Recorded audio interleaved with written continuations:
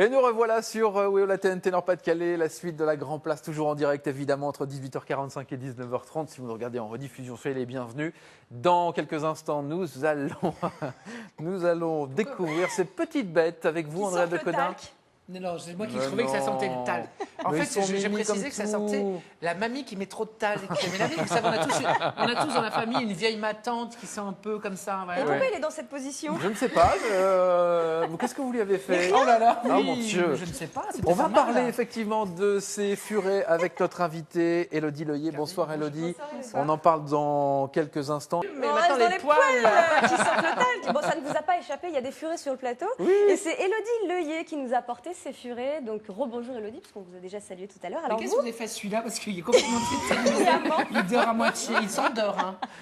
Donc vous êtes présidente des Ch'tis Furets. Alors les Ch'tis Furets, c'est pas un refuge parce qu'il n'y a pas de lieu vraiment, mais vous êtes en fait présidente d'un certain nombre de familles d'accueil qui accueillent des furets comme une sorte de SPA, de gens qui se débarrassent, qui ne veulent plus de leur animal. Alors c'est ça ma première question, c'est qu'on est à l'approche de Noël quand même. Peut-être que des parents ont envie d'offrir à leurs enfants un furet. Les furets, c'est extraordinaire. Mais voilà, il y en a qui les abandonnent. Donc, quelles sont les idées reçues sur les furets, justement? Alors, déjà, à l'approche de Noël, c'est pas forcément une bonne idée d'offrir un animal. Bah non. Parce que c'est un engagement. Un furet vit jusqu'à 10 ans. Donc, il faut quand même penser qu'il faut l'assumer tout au long de sa vie. Bah oui. C'est l'animal qui coûte le plus cher en frais vétérinaires. Donc, il faut aussi le prendre en compte. C'est-à-dire un heure de prix cher. Mais pourquoi faut les cher? C'est plus cher qu'un chat ou un chien. Il faut souvent aller voir le véto? C'est un animal qui a beaucoup de problèmes. Il est très fragile au niveau digestif, au niveau pulmonaire. Et c'est vrai qu'il a souvent des problèmes vétérinaires. Non, excusez-moi. Ah non, ça a l'air très affectueux en tout cas. Parce oui, que c'est impressionnant. On dirait qu'en fait, il a le caractère d'un chien tout en étant aussi propre qu'un chat. Finalement, les avantages sont les inconvénients du chat, non? C'est ça?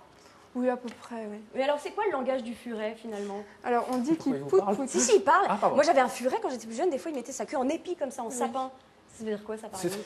Non, c'est effrayé ou qui sent une nouvelle odeur, en fait. Ah oui, d'accord, oui, donc il n'était pas très bien chez moi. Le bruit du furet, c'est le caquettement, mais on dit généralement chez les passionnés qu'il pout-pout. Parce que ça fait C'est très mignon, ça. Nous aussi, des fois, pout-pout. Oui, souvent. Et alors, donc, ça pout-pout, un furet, mais le vrai bruit, c'est feulement, je crois, c'est ça? Le feulement, c'est un sifflement quand il n'est pas content. D'accord. Et alors, les furets, des fois, sentent mauvais. Ça veut dire quoi? Alors, ils sentent mauvais déjà parce qu'on ne les stérilise pas. Un animal qui est stérilisé sent quand même beaucoup moins fort, autant qu'un chat ou un chien. C'est vrai qu'un non stérilisé, ça sent quand même très fort. Après, il y a également des glandes anales qui se vident quand ils ont peur. Et là, oui, ça sent très mauvais. Ça sent mauvais pour nous, mais pour eux, peut-être qu'entre eux, ils sentent très très bon. Peut-être que nous, on sent mauvais pour eux. Tout à fait. Mais vous conseillez absolument pas d'acheter un furet ou c'est quelque chose qu'on peut faire quand même? On peut le faire. Il faut vraiment, il faut garder à l'esprit qu'il y a aussi des inconvénients, mais c'est vrai que ça a plein d'avantages. C'est un animal qui est espiègle, qui est très câlin, qui vit au rythme de ses maîtres, qui est capable de s'adapter vraiment à nos activités, de se lever en même temps que nous. Oui, voilà, c'est-à-dire comment ça se passe au quotidien en fait. C'est comme le chat, il est très autonome, ou bien au contraire, il faut quand même s'en occuper un peu. Il dort un peu plus que le chat, donc on est quand même globalement assez tranquille. Quand c'est éveillé, c'est très très vif. Ah oui. Ça adore jouer. Il ne faut pas le sortir, par exemple, je sais pas, il ne faut pas le balader comme un chien. Non, il y a une litière. Déjà, on peut prendre une cage. C'est pas obligatoire, on peut laisser en liberté. C'est vrai. Mais on peut il ne va pas nous bouffer tous les fils électriques. Non, c'est un carnivore. Ah, d'accord. C'est pas un rongeur. Donc ça ne mange pas les fils ni les rideaux. D'accord. Il n'y a pas de souci de ce côté-là. Mais alors, votre refuge, les Ch'tis Furets, finalement, c'est un endroit où on recueille des furets que les familles ne veulent plus, c'est ça? Soit des perdus, des abandonnés, des maltraitances, des gens qui n'ont plus le temps de s'en occuper, des gens qui n'ont pas les moyens de s'en occuper. Non, il vient sur mes genoux. Non, pas tout de suite. Pardon, j'ai un furet.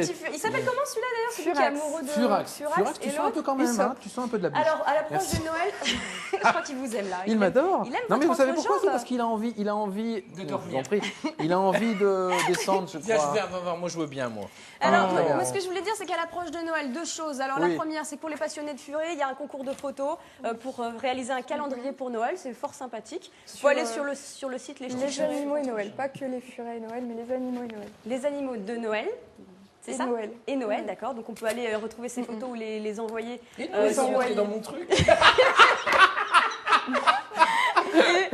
Non, Non, il va pas rentrer dans votre chemise. Hein, Oh là là, enfin, est-ce que vous voulez que je vous aide? Monsieur Mignon. Ah non.